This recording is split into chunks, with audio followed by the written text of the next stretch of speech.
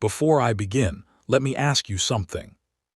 What would you do if the house you built with decades of sacrifice suddenly became the place where you were treated like a burden? What would you do if the child you raised, the child whose dreams you paid for, stood silently while his wife told you, either pay rent or find somewhere else to live? Would you argue? Would you shout? Or would you simply smile because you knew something they did? My name is Otto, and I am 65 years old. And the day my daughter-in-law tried to throw me out of my own home was the day she unknowingly started the biggest mistake of her life. Because sitting quietly in my room inside a black envelope was something that would change everything. But I'm getting ahead of myself. Let me tell you how it all began. 37 years ago, I bought the house that changed my life. Back then, it wasn't impressive. The roof leaked, the walls were faded, the garden looked like a jungle. But when my wife Maria stepped inside for the first time, her eyes lit up. She walked slowly through the hallway, touching the walls as if she could already see the future. "This house is perfect," she whispered. I laughed. "Perfect, Maria, the roof literally leaks." She smiled and squeezed my hand. "No, this house will be perfect, because this is where our family will grow." And she was right. That house became the heart of our lives. Our son Daniel took his first steps in the living room. He learned to ride a bicycle in the driveway. Every birthday candle, every Christmas morning, every late-night conversation happened under that roof. Maria filled the house with warmth. She had this magical ability to make even the worst days feel lighter. If you asked anyone who knew us, they would tell you the same thing. Maria was the soul of our home. But life has a cruel way of testing the strongest people. 7 years ago, Maria got sick. At first it was small things. Fatigue, headaches.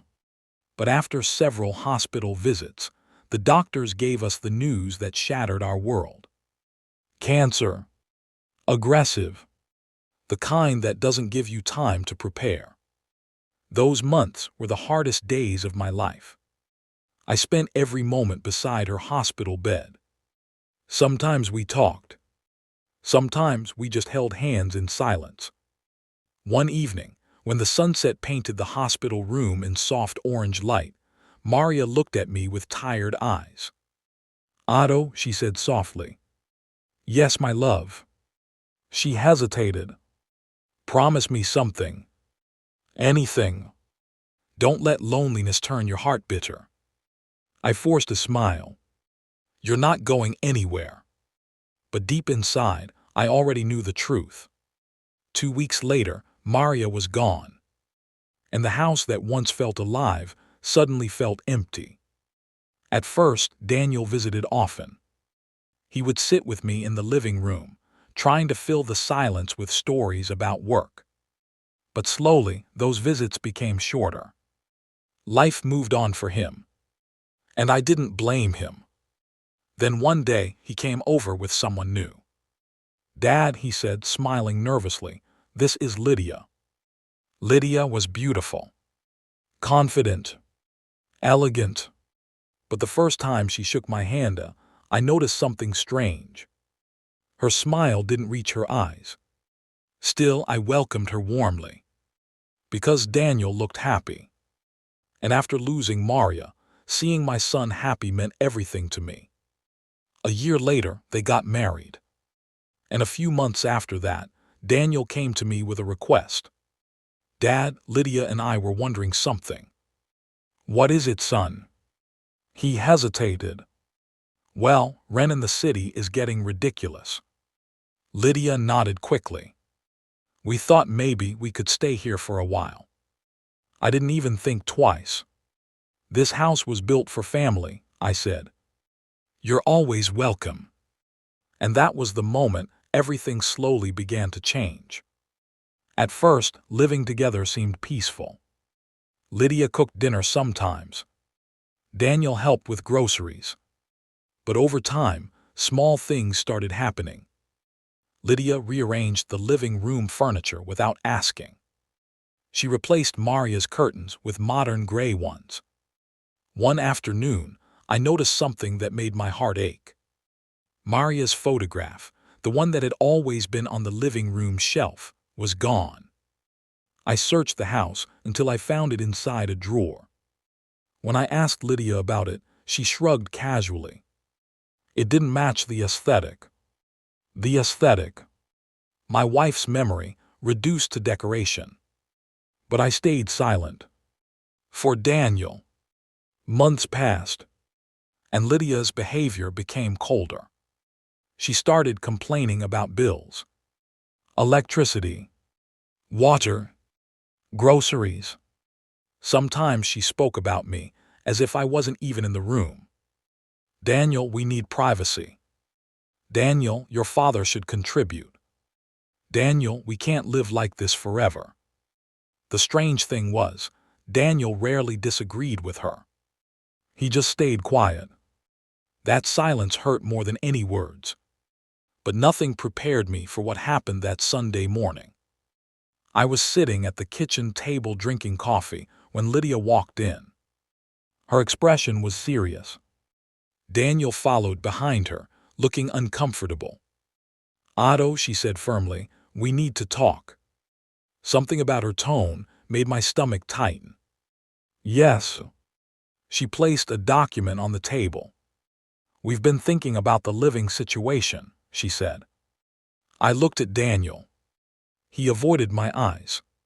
Starting next month, Lydia continued, you'll either pay $900 in rent or find somewhere else to live. For a moment, I thought I had misunderstood. Excuse me. You heard me, she said coldly. We need space, and it's only fair that everyone contributes. I looked at my son. Daniel. He rubbed his neck awkwardly. It's just temporary, Dad. Temporary. In the house I had paid for decades. The house where he grew up.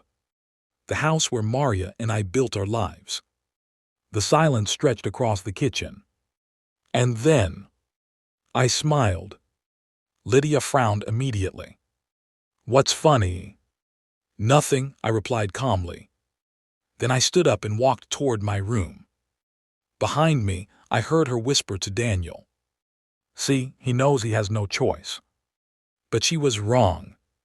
Because 3 days earlier, something had arrived in the mail. Something Maria had arranged before she died. Something sitting quietly inside a black envelope on my desk. And it was about to change everything. That evening, I asked Daniel and Lydia to join me in the living room.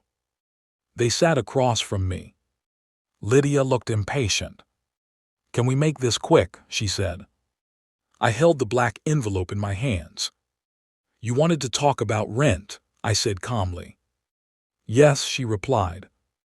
Well, I spoke to a lawyer today. Her eyebrows lifted slightly. Good. I opened the envelope and removed several documents. Then I placed them on the table. Lydia grabbed them confidently. At first she looked bored, then confused, then suddenly pale. What is this? I leaned back quietly. This house, I said slowly, was placed into a family trust 6 years ago. Daniel frowned. A trust? Yes. And according to the legal terms, only Maria's direct family members can permanently live here. Lydia's voice shook. What does that mean?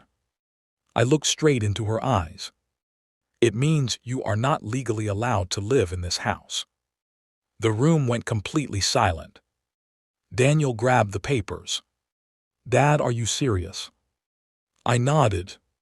Your mother wanted to protect this home. Lydia stood up angrily. This is ridiculous. But the more she read, the quieter she became. Because every page confirmed the same truth. She had tried to evict the only person legally allowed to live there. 2 weeks later, Lydia moved out. Daniel stayed. One night he sat beside me in the living room. "Dad, I'm sorry." I looked at him. "I should have stood up for you." I placed my hand on his shoulder. "Sometimes life teaches us painful lessons." He nodded slowly. "I chose the wrong person." I smiled gently. "But you still have time to choose the right path." Today, the house feels peaceful again. Maria's photograph is back where it belongs. And sometimes, when sunlight fills the living room, I almost feel like she's still here, watching over us, protecting the home we built together. And every time I look at that black envelope, I remember something important. A house is built with money, but a home is built with love and respect. And the moment someone forgets that, they lose both. Moral of the story: never disrespect the people who built the roof over your head, because the day you try to take it from them may be the day you realize it was never yours to begin with. If this story touched your heart, don't forget to subscribe to the channel, because every story here leaves behind a lesson.